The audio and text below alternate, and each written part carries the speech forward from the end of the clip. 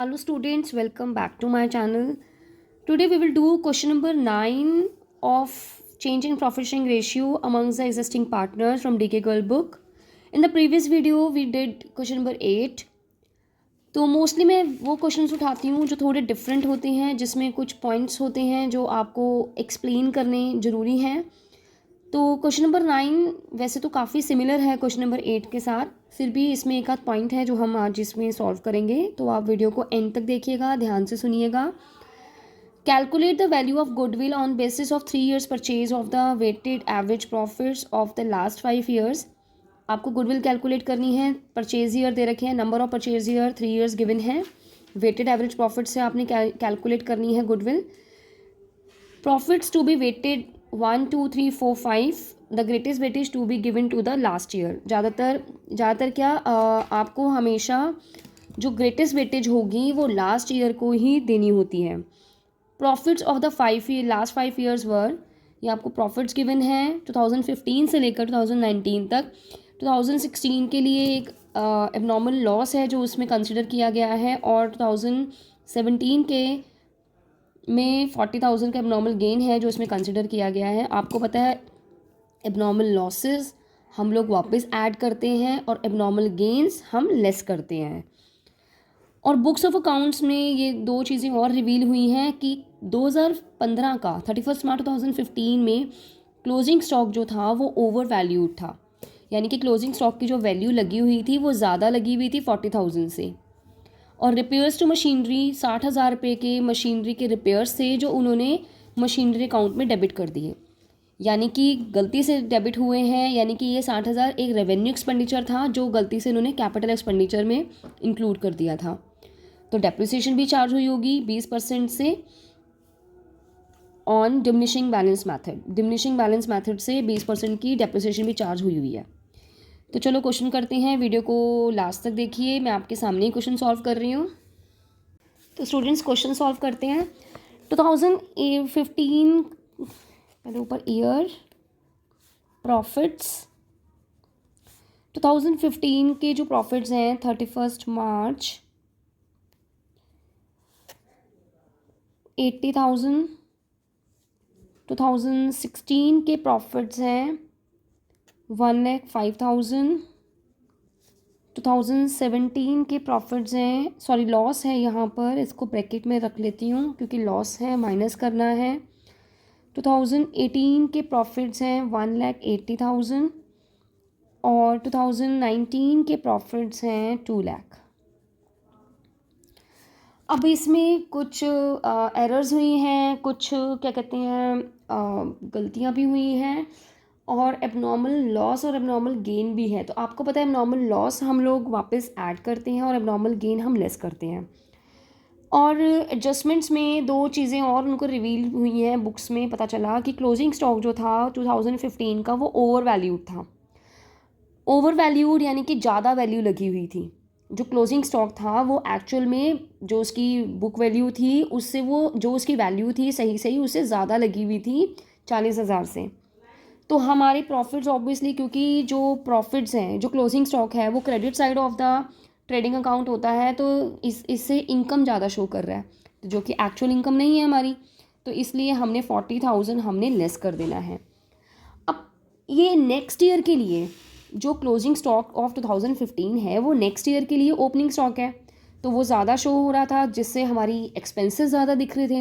Expenses ज़्यादा होने की वजह से हमारे प्रॉफिट्स कम शो हो रहे होंगे, तो वो हम इसके मतलब ये 40,000 के प्रॉफिट्स जो कम शो हो रहे थे वो हमने ज़्यादा कर दिए, आई मीन उसको करेक्ट कर दिया, राइट। ये पॉइंट आपको समझ में आ गया होगा कि हमने ओवर वैल्यूड था, तो जिस साल में ये ओवर वैल्यूड था उस साल में तो हमने इसको माइनस किया है और अगले साल के लिए हमने उसमें ऐड किया है। अगर ऐसे ही क्वेश्चन में अगर ये अंडर वैल्यूड होता तो जिस साल में अंडर वैल्यूड होता उस साल में हम उनको ऐड करते और नेक्स्ट ईयर के लिए हम उसमें माइनस करते, राइट। अब 2016 में एक चीज़ और है कि एबनॉर्मल लॉस है, एबनॉर्मल लॉस हम वापस ऐड करते हैं। नेक्स्ट देखते हैं 40,000 का एबनॉर्मल गेन है, एबनॉर्मल गेन है वो हम लेस करते हैं, ये पहले से ही माइनस में है, ये भी माइनस में, तो माइनस माइनस प्लस हो जाएगा, साइन माइनस का आएगा, यानी कि प्रॉफिट्स लॉस जो हो गई वो और बढ़ गई। और अब 2018 के लिए देखो, इसमें बोला गया है रिपेयर्स टू मशीनरी जो 60,000 रुपये की थी, रिपेयर्स थी जो इन्होंने रॉन्गली इन्होंने मशीनरी अकाउंट में डेबिट कर दिया, यानी कि they wanted to consider it as a revenue expenditure but they wrongly debited to machinery account और उसको कैपिटल एक्सपेंडिचर बना दिया। तो कैपिटल एक्सपेंडिचर बना दिया, मशीनरी अकाउंट में ट्रांसफ़र कर दिया, तो इसका मतलब उसके ऊपर जो डेप्रिसिएशन थी वो चार्ज कर दी जो उन्होंने नहीं करनी थी। तो डेप्रिसिएशन जो उन्होंने लगाई है वो 20% से लगाई है और डिमिनिशिंग बैलेंस मेथड से लगाई, राइट। तो हमने अब ये करेक्ट करना है। अब क्योंकि अगर ये कैपिटल एक्सपेंडिचर माना गया था तो वो तो मशीनरी अकाउंट में डेबिट हुआ है, तो प्रॉफिट एंड लॉस अकाउंट में यानी कि इसके जो रिपेयर्स था उसमें नहीं गया, रिपेयर्स अकाउंट में डालेंगे तो एक्सपेंसेस हो जाएंगे जो हमारे एक्सपेंसेस इसमें नहीं थे। तो पहले तो 2018 वाले ईयर में, क्योंकि अगर 1 जुलाई 2017 को किया है तो फिर 31 मार्च 2018 वाले प्रॉफिट्स में ये 60,000 ज़्यादा दिख रहा है, लेस करेंगे क्योंकि लेस किया नहीं है। अब इसके ऊपर डेप्रिसिएशन निकालते हैं। डेप्रिसिएशन ऑन मशीनरी 2018 के उसमें 60,000 के ऊपर आपने 20% डेप्रिसिएशन लगाना है, लेकिन जुलाई से लेकर टू मार्च, तो कितने हो गए 9 मंथ्स, तो ये कटा के 9,000 आ जाएगा। ये डेप्रिसिएशन चार्ज की गई है, यानी कि ये डेप्रिसिएशन अगर हमने प्रॉफिट एंड लॉस अकाउंट में डेबिट में लिखा है तो यानी कि प्रॉफिट्स जो हैं वो कम हो गए। और क्योंकि ये डिमिनिशिंग बैलेंस मेथड से है तो प्रीवियस ईयर की आपको पता है डेप्रिसिएशन माइनस करने के बाद ही नेक्स्ट ईयर के लिए, करंट ईयर के लिए डेप्रिसिएशन कैलकुलेट की जाती है। तो वो हम 9,000 माइनस करेंगे तो 51,000 के ऊपर डेप्रिसिएशन कैलकुलेट करेंगे, यानी कि 2018 के प्रॉफिट्स में 9,000 की डेप्रिसिएशन लगाई गई है और 2019 के प्रॉफिट्स में 10,200 की डेप्रिसिएशन चार्ज की गई है, राइट। तो अब क्योंकि डेप्रिसिएशन चार्ज करते हैं तो प्रॉफिट्स मतलब डेबिट में करते हैं जो नहीं करना था, इसलिए इसमें 9,000 वापस ऐड करेंगे और इसके अंदर 10,200 वापस ऐड करेंगे। आई होप ये भी पॉइंट समझ में आ गया होगा। तो इसमें पहले हमने 2015 में 40,000 लेस किया है क्योंकि over valued of closing stock था।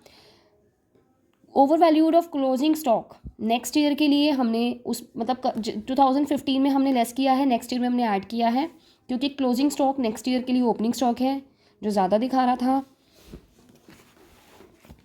उसके बाद 40,000 का ये नॉर्मल। तो स्टूडेंट्स ये सारी एडजस्टमेंट करने के बाद अब 80,000 में से 40,000 माइनस करेंगे, 40,000 इसमें ये ऐड करेंगे, ये हमारा सारा आ रहा है 1,86,500। ये आ गया 60,000 ब्रैकेट में क्योंकि लॉस है, और ये हमारा आ जाएगा 1,29,000, 2,10,200।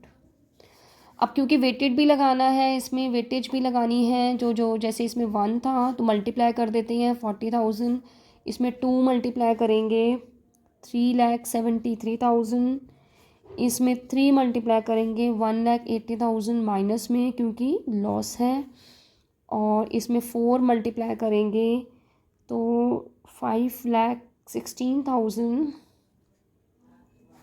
5 मल्टीप्लाई करेंगे 10,51,000। अब इसके बाद वेटेड एवरेज प्रॉफिट निकाल देते हैं। वेटेड की स्पेलिंग, वेटेड एवरेज प्रॉफिट्स निकाल लेते हैं। 40,000 एट 3,73,000 प्लस 1,80,000 ब्रैकेट में, माइनस में भी लिख सकते थे, प्लस 16,000 10,51,000, और क्योंकि 1 + 2 + 3 + 4 + 5 इसी तरह से निकालते हैं। टोटल आ जाएगा ये 18 लाख अपॉन 15, तो करने के बाद हमारा आ जाएगा ये 1,20,000। अब मुझे गुडविल की कैलकुलेशन करनी है, तो एवरेज प्रॉफिट जो 1,20,000 आया है, इसके अंदर नंबर ऑफ़ ईयर्स परचेज जो 3 साल दे रखा है बोला गया है, वो मल्टीप्लाई कर दूँगी, तो ये हमारी आ जाएगी गुडविल।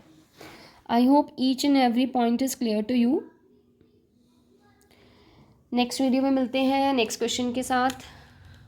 नेक्स्ट टॉपिक हमारा सुपर प्रॉफिट मेथड रहेगा।